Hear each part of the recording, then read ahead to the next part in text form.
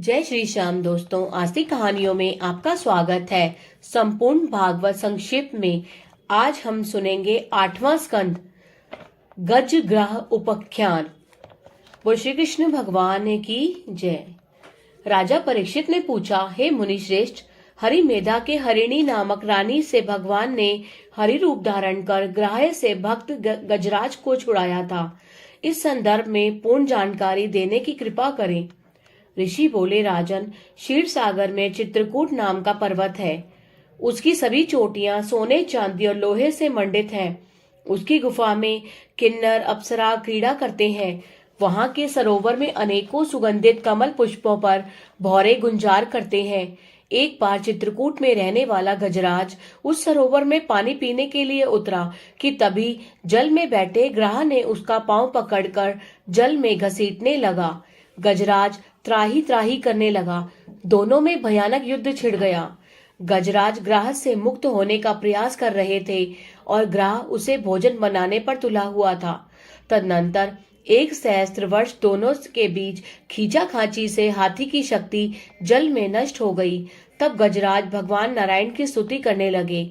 गज को दुखी जान और उसकी स्तुतियों को सुन हरि गरुड़ पर सवार हो वहां पर आए।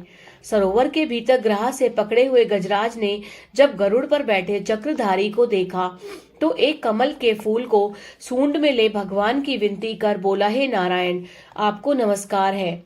तभी भगवान ने गरुड़ से उतरकर ग्राह के मुख को चीर कर गजराज को छुड़ा दिया। भगवान के द्वारा जब ग्राह की मृत्यु हुई तो उसी वक्त उसने देवल के शाप से छूटकर पूर्व रूप धारण किया। वह पहले हुहु नाम का गंधर्व था। भक्त गजराज भी पूर्व जन्म में द्रविड़ प्रांत में इंद्रमन नाम का राजा था। एक दिन उसने अगस्त्य ऋषि को भूल से प्रणाम नहीं किया था, जिनके शापवश उन्हें हाथी योनि में जन्म लेना पड़ा। भगवान ने गजेंद्र को विपत्ति से छुड़ाकर उसे पार्षद बनाया और अपने साथ ले गए। बोलो श्री कृष्ण भगवान की जय। अमृत प्राप्ति के लिए समुद्र मंथन। राजा परीक्षित ने कहा, हे महामुनि सुखदेव जी, अब आप हमें समुद्र मंथन की कथा सुनाइए कि भगवान ने समुद्र मंथन क्यों किया।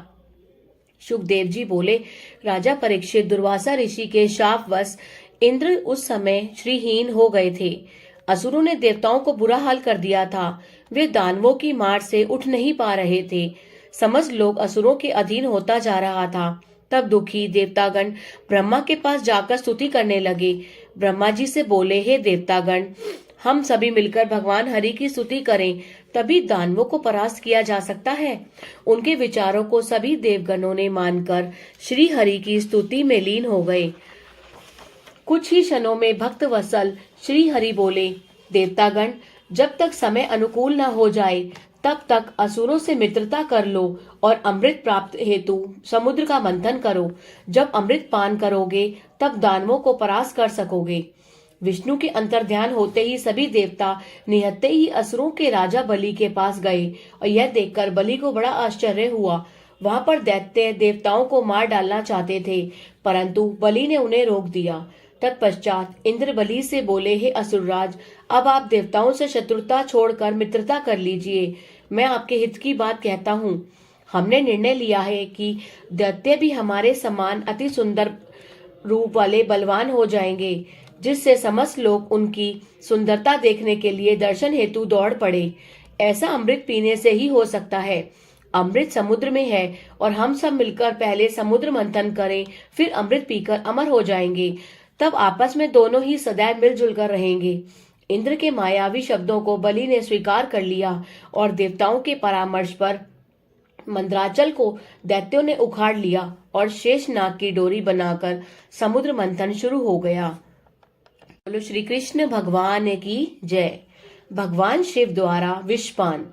श्री सुखदेव जी ने कहा, हे परम प्रिय परीक्षित, अमृत पाने की लालसा से दैत्य और देवतागण मिलकर समुद्र मंथन करने लगे। हरि ने पहले ही वासुकी का मुख पकड़ा और सब देवता भी उसी ओर ही गए। भगवान का ये कार्य अच्छा न लगा। वे कहने लगे, हे देवताओं, ये पूंछ की तरफ रहना हम अपना अपमान समझते हैं।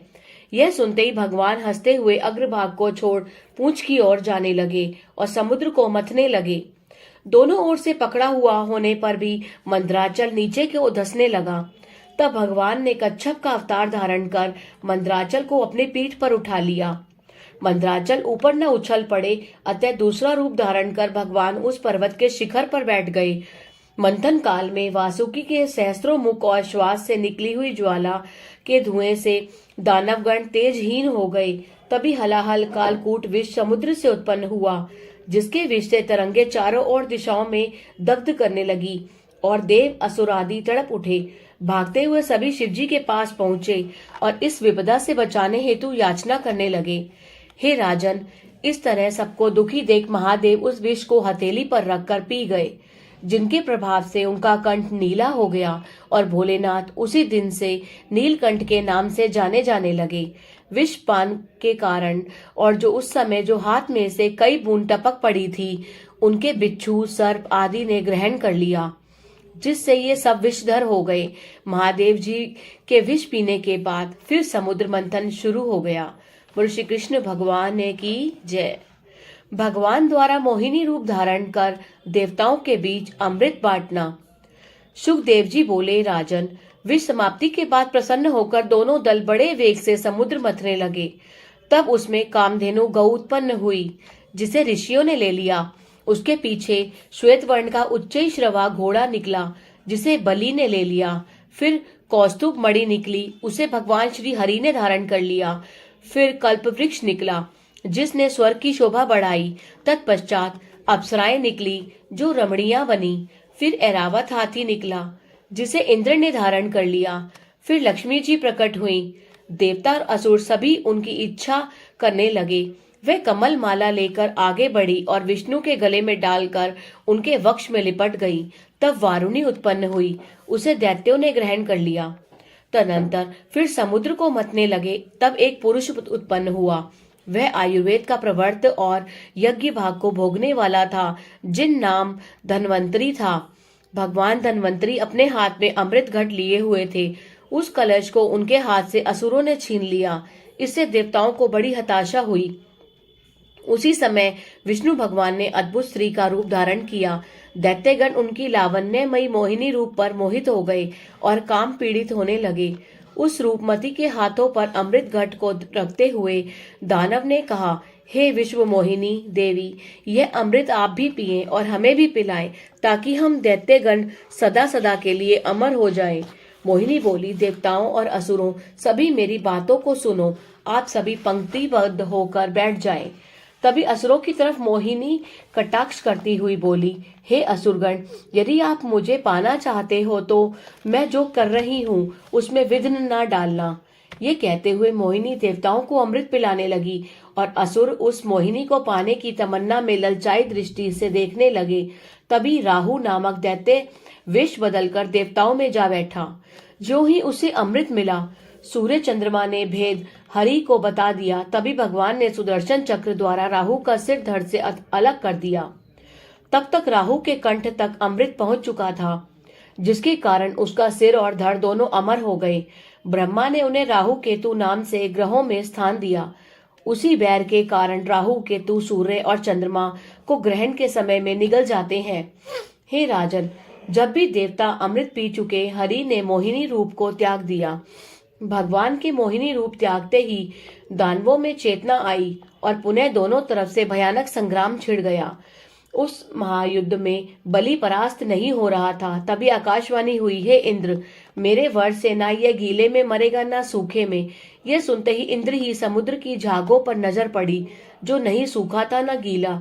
उसे गोद में उठाकर इंद्र ने उसे दे मारा, जिससे बलि की मृत्यु हो गई और देवता जय जयकार करने लगे। आकाश से पुष्प वृष्टि होने लगी और तीनों लोकों में खुशी का माहौल छा गया। बोलो श्री कृष्ण भगवान ने की जय। भगवान के मोहिनी रूप पर शिवजी का मोहित होना। श्री सुखदेव जी कहने लगे, हे परीक्षित, जब भगवान शंकर ने सुना कि विष्णु ने अद्भुत मोहिनी रूप से दानवों को फुसलाकर अमृत देवताओं में बांट दिया, तो वे पार्वती सहित प्रसन्न हो वहां पर आ गए। महादेव सहित भगवती को उपस्थित देख भगवान विष्णु ने उन्हें आदर सहित आसन पर बिठाया।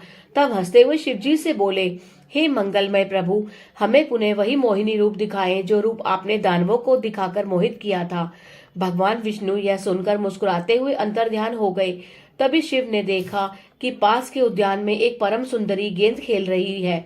उसे देखकर शिवजी तुरंत मोहित हो गए, क्योंकि उन्होंने वैसा मनमोहिनी रूप पहले कभी न देखा था। वे पार्वती को छोड़कर उस कामिनी के पास जा नंग धड़ंग होकर काम व्याकुल हो गए। मोहिनी तिरछे नैनों से उनकी ओर देखकर मुस्कुराती हुई इधर उधर लुक छिप रही थी। शिवजी ने उसे दौड़कर पकड़ लिया और अपने भुजबंधों में जकड़ लिया। तभी उनका वीर्यपात हो गया।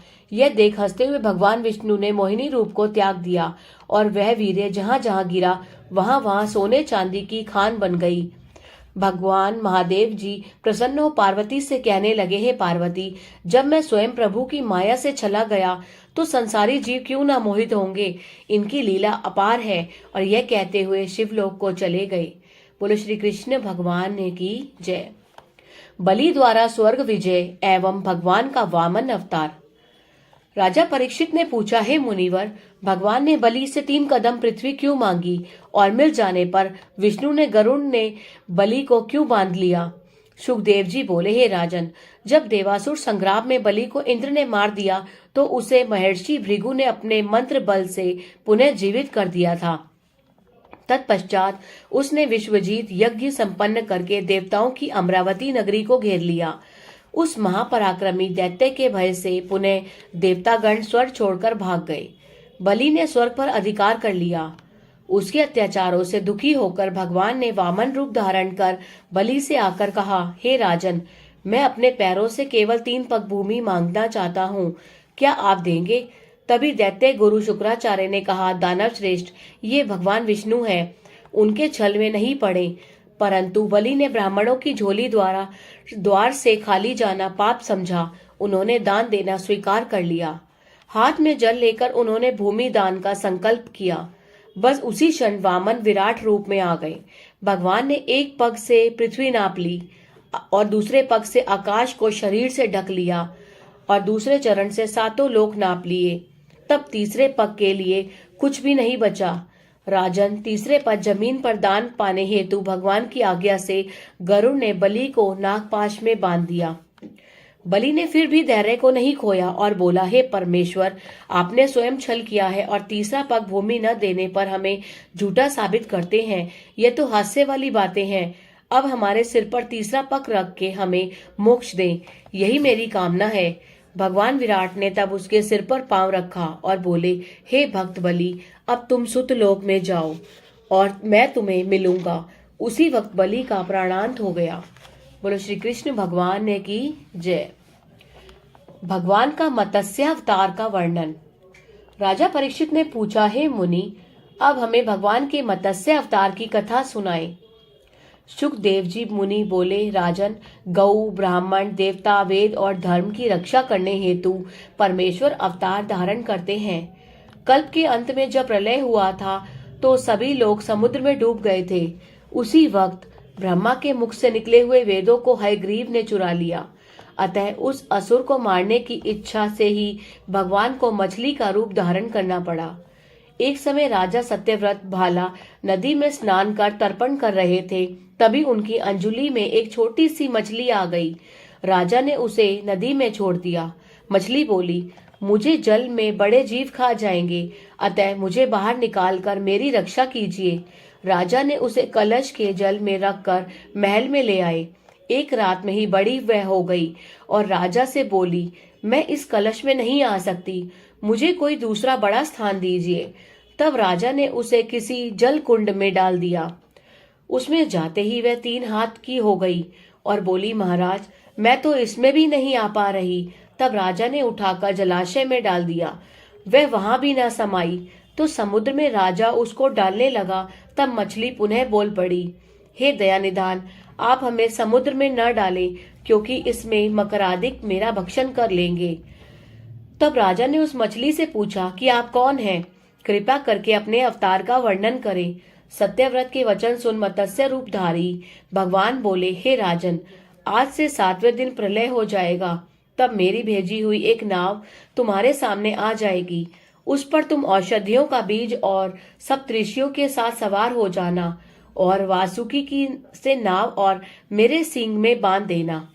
तभी यह कहते हुए भगवान अंतर्ध्यान हो गए। कुछ ही समय बाद पृथ्वी जल में डूबने लगी और हर तरफ जल ही जल भर गया। तब राजा के पास एक नाव आ गई। भगवान की आज्ञा के अनुसार राजा औषधि, बीज एवं सप्तऋषियों को साथ उस पर नाव पर सवार हो गए। बस क्षण में ही राजा ने देखा कि वहां पर एक मत्स्य भगवान प्रकट हुए। राजा ने खुश होकर नाव को उनके सींगों में बांध दिया। प्रलय के अंत में जब ब्रह्मा नींद से उठे तो मत्स्य अवतार रूप में ही हयग्रीव दानव का संहार कर उनसे वेदों को मुक्त कराया। बोलो श्री कृष्ण भगवान की जय। ओम नमो भगवते वासुदेवाय।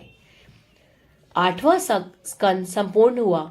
अगर आपको सुनने में आनंद आया हो तो कृपया करके इसे लाइक कीजिए और अधिक से अधिक शेयर कीजिए, जिससे अधिक से अधिक लोग इस कथा का आनंद प्राप्त कर सकें। जय श्री श्याम।